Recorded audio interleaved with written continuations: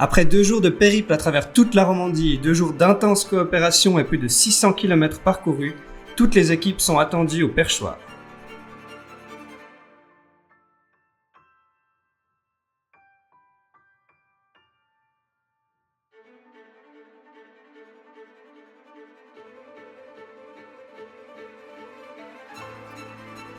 L'ultime défi des participantes et participants consiste à planter une graine dans un pot de terre à l'arrivée.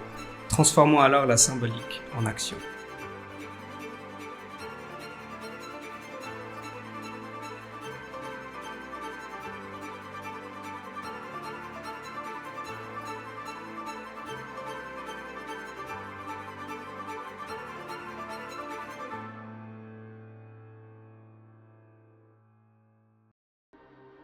Bravo! Alors merci à tous pour être venus ce soir. Merci à vous les spectateurs, que ce soit les personnes des familles ou autres, à être venus, parce que franchement c'est ça qui nous fait notre événement ce soir. Merci aux équipes qui se sont vraiment bien battues pendant tout le week-end. C'était une course qui n'était pas évidente. Il y avait beaucoup de challenges, il y a eu aussi beaucoup d'imprévus. On vous a fait faire des défis, mais nous on a eu le défi de gérer tout ça. Globalement, on est très content du résultat et on est très content d'avoir pu voir comment vous vous êtes battus pour en arriver là. En plus de ça, j'aimerais vraiment encore remercier tous les sponsors qu'on a eu cette année, parce qu'on est subventionné, je le rappelle, par la ville de Genève pour cet événement, mais aussi la loterie romande. Et surtout, par rapport au crowdfunding qu'on a fait en fin 2020, on a gagné l'Impact Fund de We Make It pour faire cet événement. Je laisse la parole à Jérôme. Merci. C'est pas un projet juste une année comme ça et on n'en parle plus. L'idée c'est que ça continue chaque année jusqu'à ce qu'on en ait marre, mais on n'en a pas du tout marre. Donc ça a continué et puis on prend les énergies de tout le monde et puis on va de l'avant. Donc il y avait beaucoup d'étapes, il y avait environ 9 étapes à travers la Romandie qui valaient à chaque fois 500 points par étape. Donc ça, les participants, ils savaient ça le jour même, le samedi matin au Parc des Bastions, et puis c'était à eux de faire leur stratégie par rapport à ça. Ensuite, il y avait certains défis, notamment on a fait un défi sur l'eau où ils devaient tenir le plus longtemps possible sur une jambe comme ça.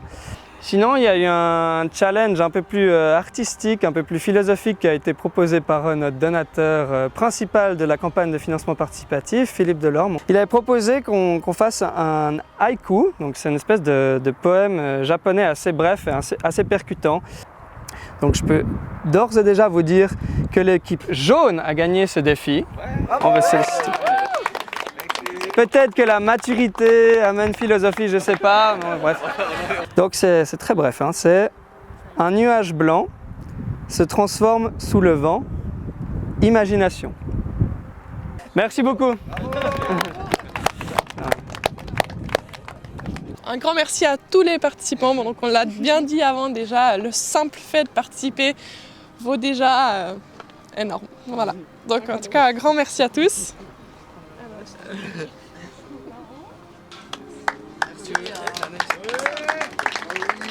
Alors maintenant, nous arrivons enfin au résultat. Donc, en 4e position, avec un total de 5039,71 points, les plus courageuses, les Girls Power, les rouges. Un grand bravo!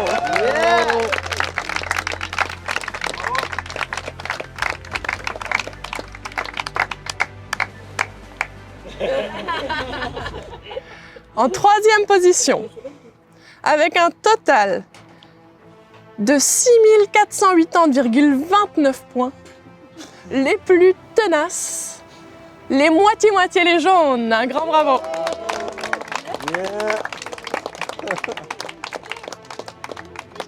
Les 2 et les 3 se sont joués vraiment à pas grand-chose, à 18 points. Donc pour vous dire, c'était knap. Alors, en 2e position, avec 6498,48 points. Les plus créatifs, les voyageants, les bleus.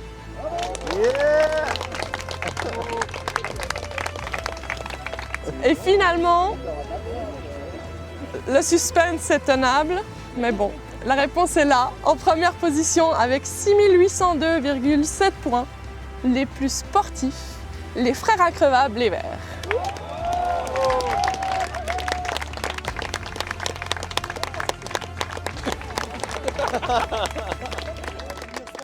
Non, on est super contents. Bon, nous, gagner, c'était pas forcément... on venait pour le plaisir et puis pour découvrir des choses en rapport avec le climat. Mais nous, ce qui était surtout important, c'était de parcourir le plus... Enfin, de découvrir le plus d'étapes possibles. Ouais, puis justement, l'expérience vélo aussi, parce que on a plus l'habitude de faire, vu qu'on est plus citadin, de faire du vélo en ville, quoi. Mais là, l'expérience de faire du vélo à 7h du mat', dans le Jura, ou des trucs comme ça, c'était incroyable. On s'est presque surpassé, parce qu'on s'est dit, allez, on se lève à 7h du mat', on s'est motivés l'un l'autre et tout. C'était vraiment... On s'est bien complété là-dessus, ouais.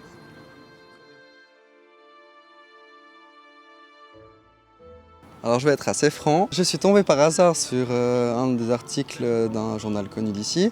Et puis je me suis dit, j'ai vu ça, je me suis dit, ça ressemble un peu à Pékin Express, qu'on connaît pas mal et on aime bien. Et puis c'est en Suisse, et puis c'est lié au climat. C'est quand même un truc, plus on avance dans le temps, plus ça va être important. Et puis du coup, j'ai dit à Mathieu, tu veux pas t'inscrire? Il dit, oui, vas-y, c'est vrai que c'est trop bien, machin. C'était vraiment une bonne ambiance. Et puis tout, vraiment découvrir chaque association, entreprise, etc., indépendant, qui était vraiment, on voyait qu'ils étaient passionnés, qu'ils faisaient vraiment des choses incroyables pour le climat, à petite échelle, mais au fur et à mesure, on voyait, on est arrivé une fois, on était les premiers à arriver, ils disaient, mais même si c'est que vous qui venez, on est hyper contents que vous deux vous soyez venus, parce qu'au moins ça fait au moins 2 personnes qui vont peut-être en parler, et puis évidemment avec l'émission, ça va faire quelque chose de clairement plus médiatique, on va dire, mais voilà. On le fait avec 2 ans de retard au final, mais et puis cet aspect ludique est important, enfin, parce que on a été très engagé à l'université effectivement dans les associations étudiantes durables, et puis il y a plein de luttes différentes pour le climat. Et celle-là, on pense que c'est un autre aspect aussi, le côté ludique qui peut séduire un autre public, qui aussi est plus facile à porter pour soi que d'aller bloquer des routes ou autre, ou bien de participer à une ZAD. C'est beaucoup plus facile de faire une Climate Express que ça. Mais c'est aussi un autre moyen d'atteindre d'autres publics, et du coup, c'est super important, on pense. Alors, je vais répondre parce que lui, il m'a un petit peu suivi. Non, en fait, je suis tombée par hasard, sur mon attel, j'ai des nouvelles, et puis je suis tombée par hasard là-dessus. Et je me suis dit que, en fait, moi j'ai un côté un peu aventurier. Et le côté climat m'intéressait beaucoup parce que je suis assez sensible à tout ce qui est biodiversité, développement durable, écologie et tout. Et je me disais que de faire une course qui alliait l'aventure et tout ce côté-là était très intéressant. Voilà. Donc c'est pour ça. Et après, je lui ai demandé s'il était d'accord de m'accompagner et il a dit oui. Donc voilà. Bon, alors pour moi, c'est vrai que la question de l'environnement, de la protection, c'est quelque chose qui me touche de plus en plus et où j'investis de plus en plus de temps également pendant mon temps libre et au travail aussi. Donc c'est vrai que pour moi, c'était une bonne occasion de faire passer un message aux jeunes de mon âge et aux plus jeunes que c'est important. C'est, si on veut vivre dans un monde agréable plus tard, il faut se donner les moyens maintenant et c'est à nous de faire les choses. Donc voilà. Et puis moi, du coup, c'est ma coéquipière qui m'a donné le lien de votre... c'était... Ouais, voilà, c'était ça. Et puis surtout la vidéo il y a 2 ans, du coup. Et puis j'ai vu que c'était pour une bonne cause. Du coup, je me suis dit, en fait, j'ai fermé les yeux puis je me suis lancée, du coup. Donc voilà. Totale confiance. Exactement. Et puis finalement, en fait, un moment que j'ai beaucoup apprécié, c'était quand j'ai pu faire le haïku. Donc là, j'ai vraiment pris le temps et j'ai dit stop, je fais plus de stratégie, je prends le temps, j'écris un haïku. Et en fait, c'était juste super de pouvoir faire ça. Et donc, je pense que c'est important de pouvoir prendre le temps dans la rapidité. Et moi, ça m'a vraiment fait prendre conscience de ça. Nous, on essaie de profiter le plus possible de chaque étape. Et puis, en tout cas, moi, j'ai découvert pas mal de choses que je ne savais pas. Et puis, ouais, c'était vraiment sympa, quoi. C'était cool. Un truc assez incroyable. Enfin, c'était de nourrir des haras dans le bioparc. Enfin, jamais j'avais imaginé qu'un jour je donnerais une cacahuète à un hara, par exemple. Ouais, bon, de toute façon, voilà, on a fait les étapes qu'on pouvait faire, on a profité le plus possible, et puis c'était ça. Notre but, en tout cas, c'était ça, quoi.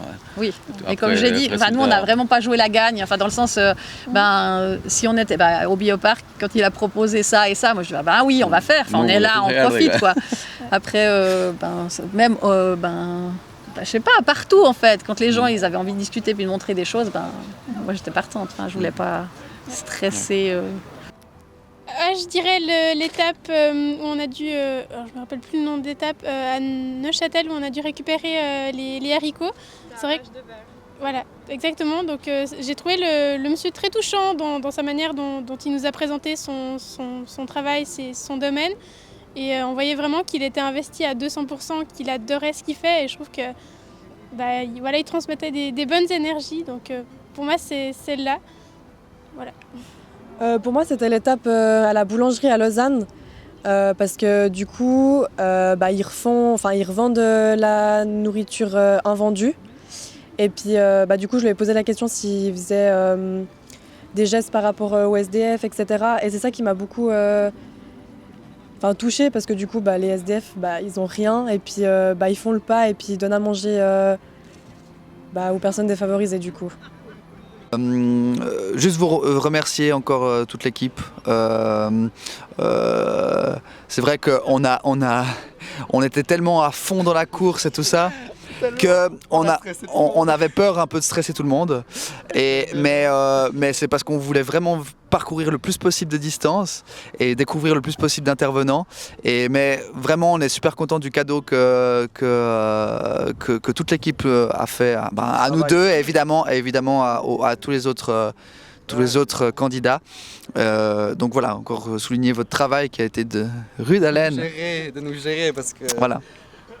Faire une étape en 5 minutes, puis dire ok c'est bon. Voilà. C'était vraiment... Merci en tout cas. Ouais. C'est parfait de vous avoir. Ouais, merci bien. Merci à vous.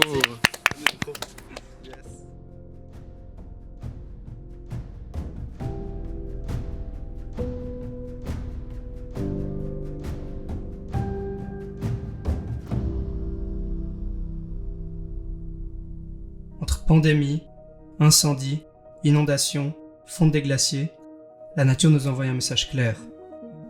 On ne peut plus ignorer les crises environnementales que l'humain a amorcées et qui sont amenées à s'intensifier. Le dernier rapport du GIEC avance que la température mondiale a augmenté de plus d'1 degré depuis l'ère pré-industrielle. Il y a urgence. Il en va de la survie des écosystèmes et donc directement de notre propre survie sur la planète Terre. Le temps de la prise de conscience est révolu et l'action est nécessaire. Créons maintenant un élan d'action. Nous faisons toutes et tous partie de la solution. Les multinationales et les gouvernements doivent désormais s'adapter à ces enjeux et nous avons de véritables leviers pour favoriser ces adaptations. Notre pouvoir d'action est interdépendant.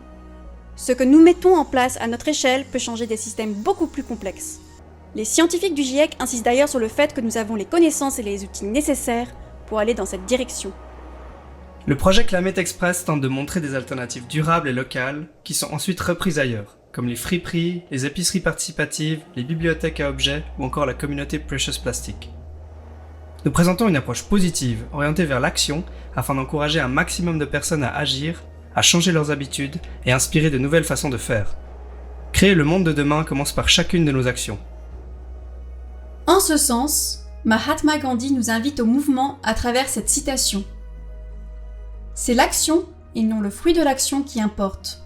Vous devez faire ce qui est juste.